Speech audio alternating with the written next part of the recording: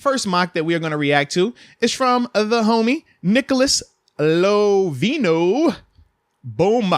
Shout out to the homie Nicholas Lovino. He actually has a trade to start his draft out. I don't know how we're getting these trades through. I know, right? It's crazy. So my man traded away the 20th overall selection and our 4th round pick, the 138th selection, to the Detroit Lions to move back in the first round to the 32nd overall pick, but then to move up in the second round from 52 to 34 as well.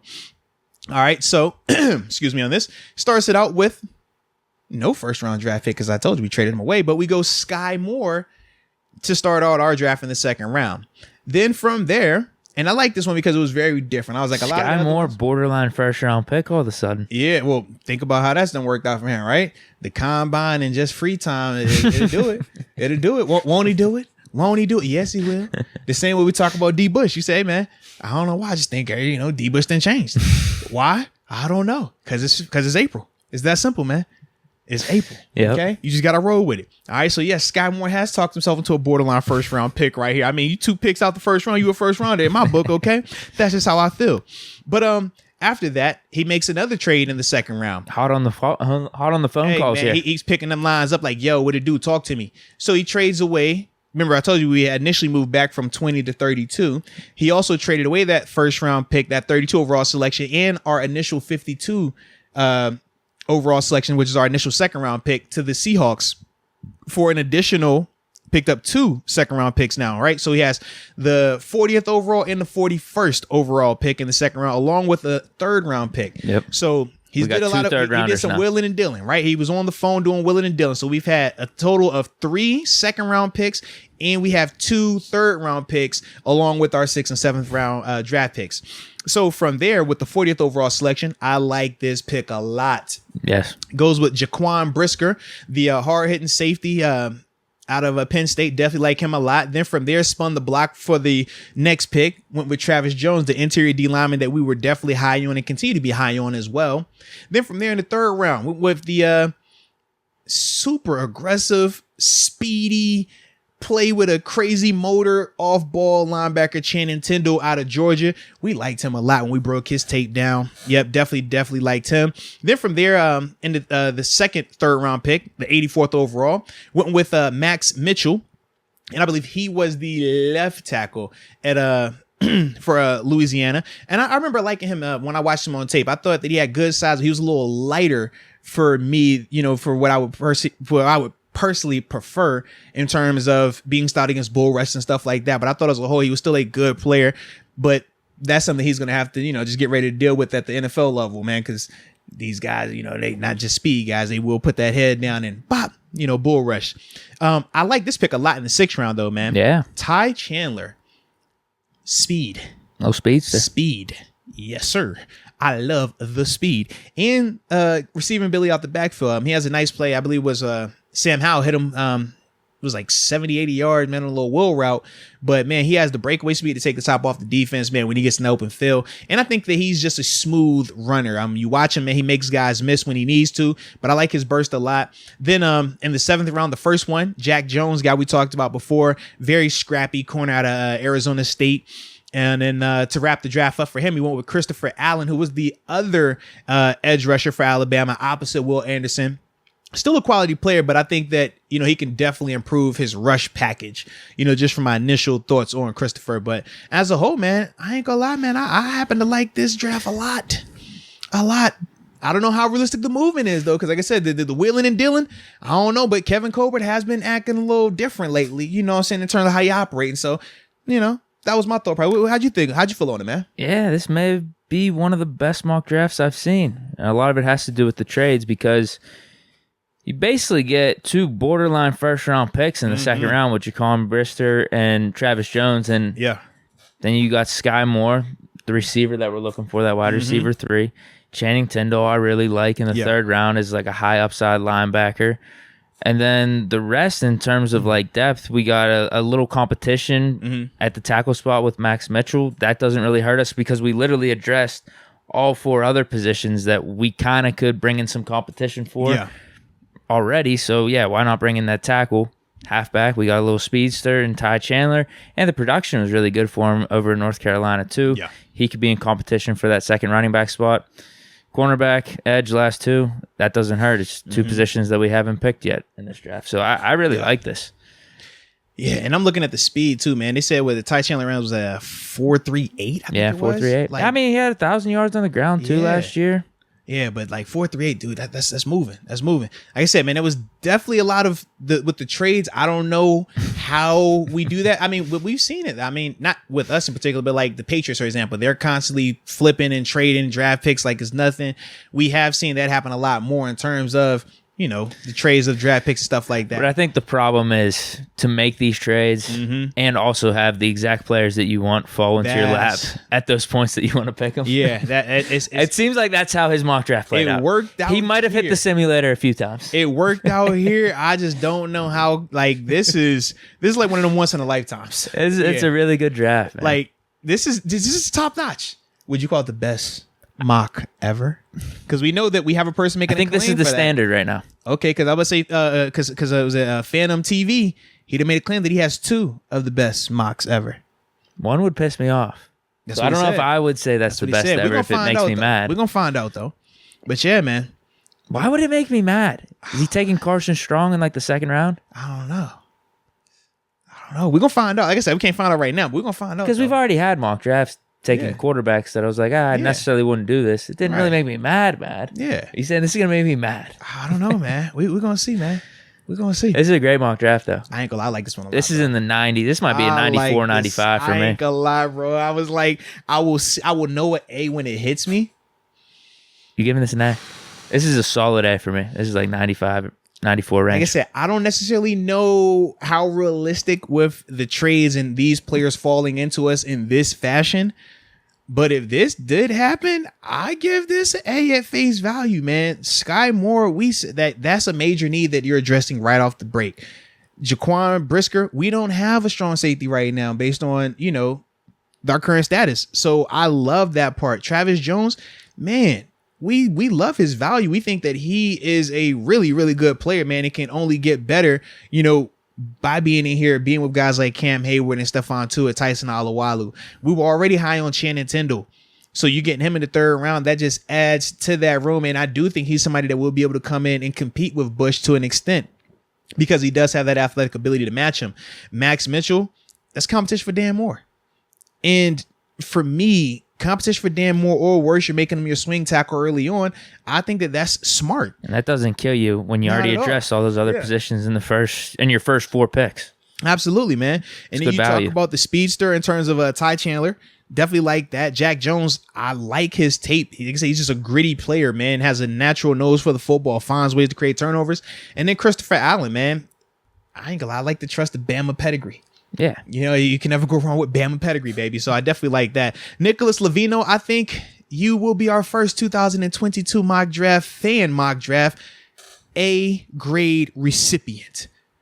Pat yourself on the back. You've earned it. So the dude that said he has the best mock draft has to beat that. Yes. That's the standard. That's the standard. Up to. That is definitely the standard. Like I said, we might not get it today, but that's the standard. Okay? Because like I said, we're going to have some more mocks we're going to react to tomorrow. But that definitely is the standard right now, man. I kind of like it. I actually like it a lot, man. This next one ain't terrible. All right. So let's see if this next person can top Nicholas Lovino. And the next person is Matt S. as in Steelers. All right. So with Matt, he starts his draft off with a trade as well. Trades the 20th overall selection to the Green Bay Packers to move back 2 slots to the 22nd overall pick in the first round. But then he also picks up an additional 3rd and 4th round pick, the 92nd overall selection and the 132nd overall selection. Now with this one, he starts it out with Jameson Williams. Love that pick right there. Especially after getting the additional 3rd trading back. Absolutely. Him still being there. I ain't gonna lie, man. I went back and watched his tape again just to remind myself of what he looked like before the injury. I said, bro, it's not even close. Like, if he's available, like, what are we doing? I don't care about that ACL. He'll be all right. I don't care if we got to wait till, like I said, midseason. That tape is undeniable. It really is. He's filthy on film, bro. So he was in competition with Jordan Addison for the Blitnikoff Award. And Jordan Addison had the way better production. Not way better, but it was a significant amount better production than Jameson Williams. But whenever I saw a game or two of Alabama, It's I'm just like, night and day, bro. Yeah. I'm like, dude, this guy's unreal. Yeah, it's crazy, man. Like, I couldn't, Crazy. like, if he was up in Pitt instead of Addison, I mean, he'd be putting up the same numbers, Yeah. if not better, with Kenny Pickett and forcing him the ball and stuff. Like, he's awesome. And just his ability, man, he outruns angles. Like, guys have angles on him, speed guys, and he's just like making them like they're running in quicksand. It's nuts. So yeah, I definitely love that to start the draft off. Then after that, with the 52nd overall pick, he went with Jalen Petrie. Let's go, man. Call him a slot corner, safety, however we want to portray him. Just a really good football player. I think that's, what he is. Just a good football player, versatile guy that helps your team out. Then from there in the third round, he goes with Kirby Joseph, the free safety, for Illinois. And with Kirby, it was weird watching him. I didn't I wasn't overall like blown away with his athleticism, but he was one of those guys that was always finding the ball. You know what I mean? Like always getting his hands on it, always just being in the right place. So I do like that. I'm just still, I don't know. I don't know. I just, Would he fit with Minka? Or is there too much overlap? well, I think in his case, well, put it like this: with his case, he would free up Minka to do more of the down by the line of scrimmage stuff, being more, because you mentioned free safety. Yeah, because he would definitely be in the middle of the field. I just don't know athletically, like if he would be able to handle some of what you would face in the NFL, because some of the stuff where he's getting the turnovers, it's like, man, the angle isn't the best, but the throw was under. It was a little bit of an underthrow. Or, he takes the bad angle initially, but he can make up for it because he is a little bit longer in terms of how he moves and stuff. It's stuff like that where I'm like, yes, you credit him making the play, but does that translate to the NFL where you're not going to get as many of those opportunities? That's my only thing that made me a little bit skeptical about him. But I do like the pick as a whole. The second, third round pick that he had at 92 overall, Carson Strong. Can't even hate it, baby. Let's go. Low risk, high reward if you're getting him there. I definitely could dig that. Then in the fourth round, went with a big body tackle, Zach Tom. Let's go, out of Wake Forest. Kind of short from my perspective, but I definitely thought he was a good player from what I was seeing with him, man. But I definitely think, if I remember correctly, he is a true right tackle. I don't think he could move over to that left side just off the initial thought process, but I definitely like his game, man, from what I saw with him. Then in the fourth round, the second fourth round pick, 138th overall, went with another speedy running back here, man. Kyron Williams out of Notre Dame. Dude, I ain't gonna lie. I was watching him and I was kind of like, yo, I like his game. And then I think it was the UNC game. He goes like 95 on him. I did not know he had that in him. I was like, yo, he's kind of shifty, because I was like, oh, I think that the kid Ty from North Carolina, I was like, yo, he plays a little fast, a little bit more burst. So I'm like, let me see what this guy got. Man, I was definitely impressed by that, man. Definitely impressed. He's got like a 4.6 40. Yeah. So you think he just plays faster than? I do, because like he didn't seem twitchy, and even though he had, he was a little shifty, I just thought that Ty was a better player, like a more just explosive and faster player. But Kyron, when I'm watching him go 90, I'm like, maybe this dude does have speed, because you don't go 90 if you don't have speed. And that's my only thing. I'm like, yeah.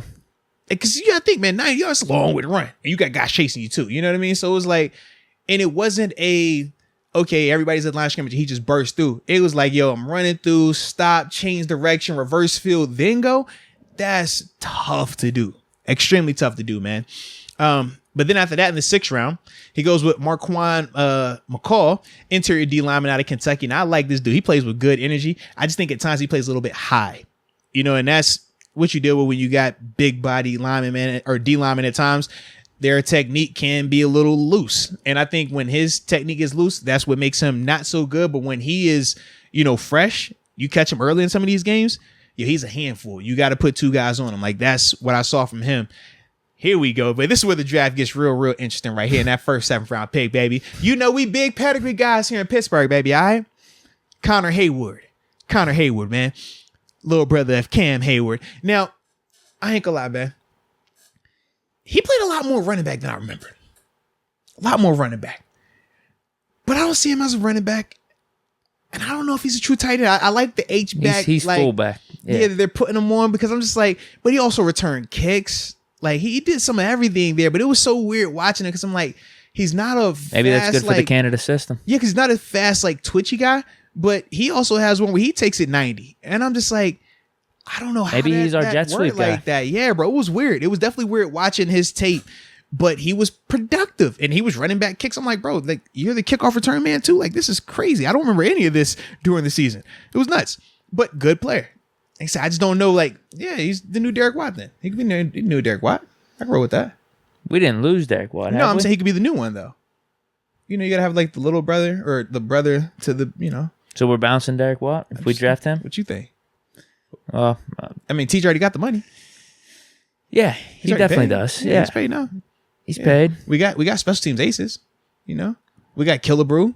We got our return man. You know what I'm saying? You know. I mean, we don't use the fullback like that anyway, so I don't really care. We need a new storyline anyways. Connor's the new storyline. I'm with it. Sure. Yeah, let's do it, man. Works for me. I'm serious. Sure. Connor Hayward versus Watt. Maybe duke it out in the preseason. That's a good storyline. Hey, man, come on, bro. The battle of the brothers at fullback. Bob Pompiani. You know what I mean? I can just see it. Well, man, you know, when you look at this right here, Charlie, I just think that this guy right here, you know what I mean? This is how it's going to go, man. I like it, bro. I'm with it, man. I'm with it. All right. But then the final pick in the 7th round, he went with Dejon Dixon, receiver out of Nicholas State. I ain't gonna lie, man. I kind of like this game too, man. He's a taller receiver, though, man. Definitely a taller guy, jump ball guy. But when you get into this part of the draft, we know that, you know, got to develop. And that's definitely what I looked at when I saw Dejon. I'm like, you know, good player, but definitely has to get more consistent with his releases, man, with just his route running and stuff like that. But, you know, as a whole, I kind of like this draft too, man. I like it, yeah. I wouldn't say it was better than Nicholas Lovino's draft, but I think this was definitely a good draft. Like I said, Jameson Williams at the beginning, Jalen Petrie, I definitely like those two picks back to back. The Kirby move, especially if we don't pick up a safety, that makes a lot of sense, man. But then from there, like I said, the Carson Strong, I definitely like that one a lot too, man. What's your thoughts on it though, baby? Jameson Williams, good. I do worry about the overlap with Petrie, just at least in terms of this year, because we have 3 solid cornerbacks. And if he's going to be doing more of the slot, that's Cam Sutton's role. And I think he would do fine with that. It's just, are you looking at Petrie as more of a long-term answer? Because maybe he's not playing as much in his rookie season. But who knows? He could flash in preseason. You never know. The cream could rise to the top there. Yeah. So that's my one hesitancy with him at 2nd round. Yeah. Because I also thought, whenever we talked about him previously, like he could be more of a hybrid. He could play some safety stuff. But you've told me like that might not be using him optimally as much. What you talking about for Petrie? Well, and then obviously he has us taking a safety in the 3rd round anyway, too. If you're taking Joseph, then you're gonna essentially keep Petrie at corner. And but he wouldn't be playing. Slot. You say he wouldn't be playing safety anyway, though, Petrie, right? To me, I don't like with us. No, because I would much rather still roll with Edmonds and Minka if we're gonna do that. But I do think that Petrie's still a versatile player, right? Yeah, but like I said, I just think it's a little bit overkill to go Petrie and Joseph in the same draft, because to me, I'm like, they're both safeties, like, or at least if how we would use them with no Edmonds, no Tyrann Mathieu, we'd be playing them as our safety. Right. Yeah. That's a good point there. So you're right. Overlap within the draft, also overlap with just bringing in Petrie and having Cam Sutton if you're going to draft Kirby Joseph. Right. Or if you have Edmonds on the roster, or if you have Tyrann Mathieu. So that's my thing. I'm not I don't know how good I'd feel about Kirby Joseph starting, though, as a round 3 safety. I don't like that per se. So I feel like we need to bring back Edmonds. We need to get Tyrann Mathieu, or even like Landon Collins, someone in there. Or we draft Brisker, one of like the top 3 or 4 safeties. Carson Strong, I'm not a fan of the pick, but if we're going to make it and get him in late in the 3rd round, whatever. Zach Tom and the rest of these dudes, Kyron Williams as our 2nd running back, fine with that. Connor Hayward, utility guy on offense. Man, if you're pairing Kyron or Ty with Najee, that's the perfect 1-2. You got your bruiser, you just need your speed guy, and they bring you the speed. Maybe as I'm talking through this, I like this a little less. Yeah. Maybe a low B, B-. Okay. Jameson Williams, probably his best pick, I think. Yes. Like I said, the Jameson, the Carson Strong. If we can get McCall to play consistently, I like him. Kyron, yes, because the speed. I just don't know what the make you miss ability is going to look like at this level. Whereas I think Ty Chandler gives you a little bit more of that. I think just the thought of bringing in a second running back. Yeah. What round time do you 4 bring and in, like, on. you got 2 running backs in this. You got Connor Hayward as well. Someone mentioned Connor Hayward versus Derek Watt in the octagon to decide who stays on the roster. Why leave it on the football field? Take it to the octagon. Ooh. Oh, man. Who do you think wins that? I don't know. I'm going Derek. Yeah, he's way bulkier. Yeah, and Derek he had 2 brothers that was, with him. And we know he just looks bigger than Connor Hayward. Yeah.